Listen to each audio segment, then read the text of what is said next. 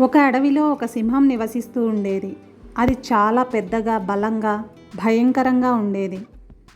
అక్కడ నివసిస్తున్న జంతువులన్నీ సింహాన్ని తమ రాజుగా అంగీకరించాయి. అడవి నలుమూలల నుండి సింహానికి ఎన్నో బహుమతులు తెచ్చాయి. సింహానికి ఎన్ని బహుమతులు ఇచ్చినా చాలలేదు, ఇంకా ఏదో కావాలనిపిస్తూ ఉండేది. రాజుకు ఒక ఆస్థానం ఉండాలి అని ఒకరోజు తనలో తానే చెప్పుకుంది. ఆ మరుసటి రోజు అడవిలో ఉన్న జంతువులన్నింటినీ సమావేశపరిచి సింహం ఒక నక్కను తన దగ్గరకు రమ్మని పిలిచింది. "నువ్వు చాలా తెలివైన దానివట, అందరూ అంటుంటారు. నువ్వు నాకు ప్రముఖ సలహాదారుగా ఉండాలని నేను కోరుకుంటున్నాను" అనింది సింహం. "ధన్యవాదాలు యువర్ మెజెస్టీ" అని నక్క వంగి వంగి చాలా వినయంగా చెప్పింది. ఆ తర్వాత సింహం చిరుతను తన వైపుకు పిలిచింది. "నువ్వు జాగ్రత్తగా, వేగంగా అడుగులు వేసేదానివి. నువ్వు నాకు అంగరక్షకుడిగా ఉండాలనుకుంటున్నాను" అంది. చిరుత కూడా వినయంగా ధన్యవాదాలు తెలిపింది. తర్వాత సింహం రాబందును తన వైపుకు పిలిచింది. "నువ్వు ఒక పక్షివి, అలాగే చాలా ఎత్తుకు ఎగరగలవు. నువ్వు నాకు దూతగా ఉండాలి." సింహం అలా అనగానే రాబందు కూడా వినయపూర్వకంగా తన ధన్యవాదాలు తెలిపింది. నక్క, చిరుత మరియు రాబందు రాజుకు విధేయతగా ఉంటామని ప్రమాణం చేశాయి. మీకు ఆహారం, రక్షణ సదుపాయాలు కల్పిస్తానని సింహం కూడా వాటికి హామీ ఇచ్చింది. సింహం ఆస్థానంలో కొంతకాలం అంతా సవ్యంగా సాగింది. అవి మూడు ఎప్పుడూ సింహాన్ని వ్యతిరేకించలేదు. సింహం కోరికలే వాటికి చట్టం. అది గర్జించినప్పుడల్లా అవి చాలా ఆశ్చర్యానికి లోనయ్యేవి. అది నడిచినప్పుడు అవి సింహాన్ని అనుసరించేవి. వేటకు వెళ్ళినప్పుడు చంపడానికి జంతువులను కనిపెట్టి చెప్పేవి. సింహం తిన్న తర్వాత మిగిలింది ఆ మూడు తినేవి. ఎప్పుడూ వాళ్ళ ఆహారానికి ఏ లోటు రాలేదు. ఇదిలా ఉండగా ఓ రోజు రాబందు వచ్చి, "మహారాజా, మీరెప్పుడైనా ఒంటె మాంసం తిన్నారా?" అని అడిగింది. "చాలా రుచిగా ఉంటుంది. ఎడారిలో ఓసారి తిన్నాను నేను" అని చెప్పింది. సింహం ఎప్పుడూ ఒంటెను చూడలేదు, కానీ ఒంటె మాంసాన్ని తినాలన్న ఆలోచన సింహానికి చాలా నచ్చింది. "అయితే ఒంటె ఎక్కడ దొరుకుతుంది?" అని అడిగింది. "ఇక్కడికి కొన్ని మైళ్ళ దూరంలో ఒక ఎడారి ఉంది.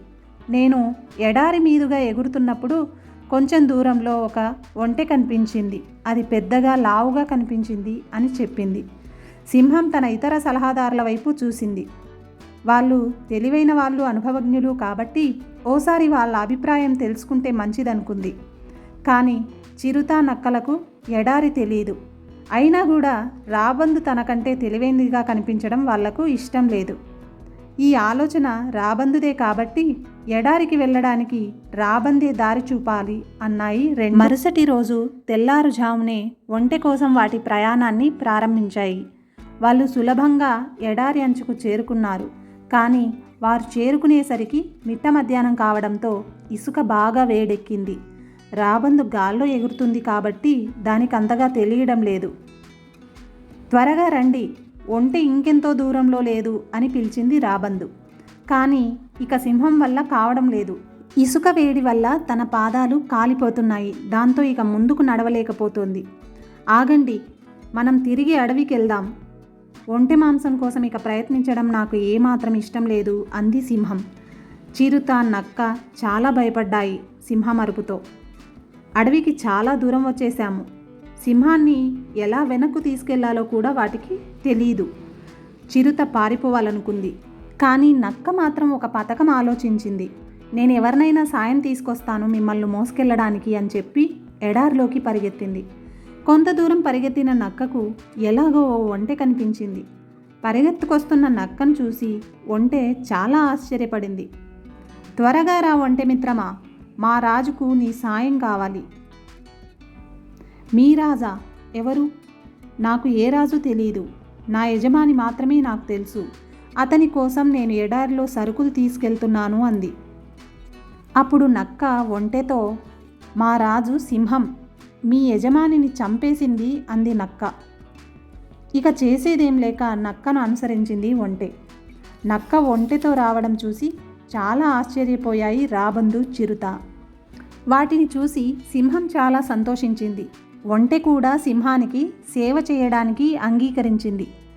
సింహం ఒక్కసారిగా ఒంటె వీపుపైకి దూకి కూర్చుంది. దాని వెనుకనే నక్క, చిరుత కూడా దూకి ఒంటె మీద కూర్చున్నాయి. ఇక రాబందు వారికి దారి చూపిస్తూ ముందుకు ఎగురుతోంది. అవన్నీ కలిసి అడవికి చేరుకున్నాయి. అవి చాలా అలసిపోయాయి మరియు ఆకలితో కూడా ఉన్నాయి. నక్క, చిరుత, రాబందు ఒంటె వైపు చూసి తమలో తామే నవ్వుకుంటున్నాయి. వాళ్ళు ఏం ఆలోచించి నవ్వుకుంటున్నారో సింహానికి అర్థమైంది. ఒంటెను దగ్గరికి పిలిచి, మిత్రమా, నువ్వు నా ప్రాణాన్ని కాపాడినందుకు చాలా కృతజ్ఞతలు. నీకు నచ్చినంతకాలం మా అడవిలో నివసించడానికి నీకు నా స్వాగతం.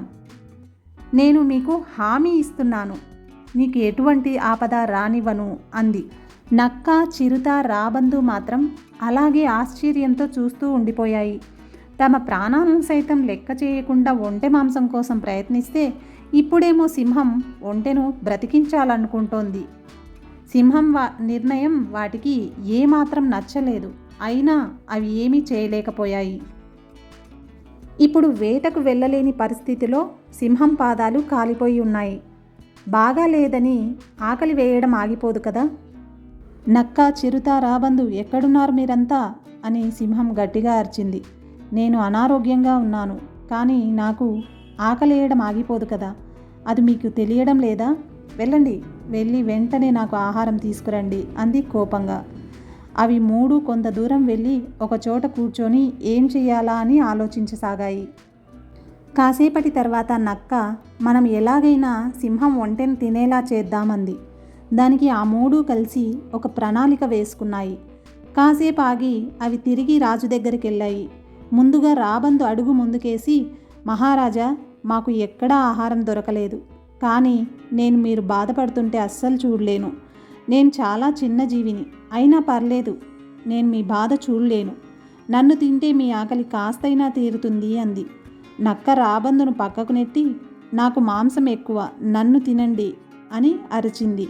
ఇప్పుడు చిరుత నక్కను తోసుకుని ముందుకు దూసుకెళ్ళింది. లేదు లేదు మహారాజా, నన్ను తినండి అంటూ. ఒంటె వీటి మాటలన్నీ విని తను అలాగే చేయాలి అనుకుంది. వెంటనే నేను కూడా మీకోసం ప్రాణాన్ని ఇవ్వడానికి సిద్ధంగా ఉన్నాను, దయచేసి నాకంటే మీకు ఎక్కువ ఉపయోగపడే ఈ పాత స్నేహితులను బదులు నన్ను తినండి అంది.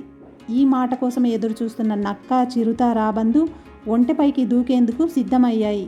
కానీ సింహం వాటి చర్యను అడ్డుకుంటూ, మీరందరూ చాలా మంచివారు, మీరు నాపై చూపిస్తున్న అభిమానం నా హృదయాన్ని కదిలించి వేసింది. కాబట్టి మీరు నన్ను తినమని అడిగిన క్రమంలోనే నేను మిమ్మల్ని తింటాను అనగానే నక్క, రాబందు, చిరుత ఒక్కసారిగా ఉలిక్కిపడ్డాయి. ఆ షాక్లోంచి బయటపడిన రాబందు వెంటనే గాల్లోకి ఎగిరింది. ఆ తరువాత నక్క, చిరుత అక్కడి నుండి దూరంగా పరిగెత్తి పారిపోయాయి.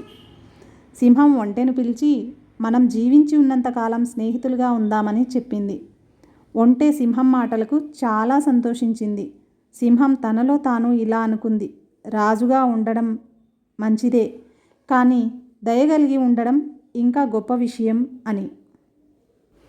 తన పాత స్నేహితులైన చిరుత, రాబందు, నక్క ఎప్పుడూ అడవిలో ఇంకా కనిపించనే లేదు. ఇదండి ఇవాల్టి కథ. మరో మంచి కథతో నెక్స్ట్ వీడియోలో కలుసుకుందాం.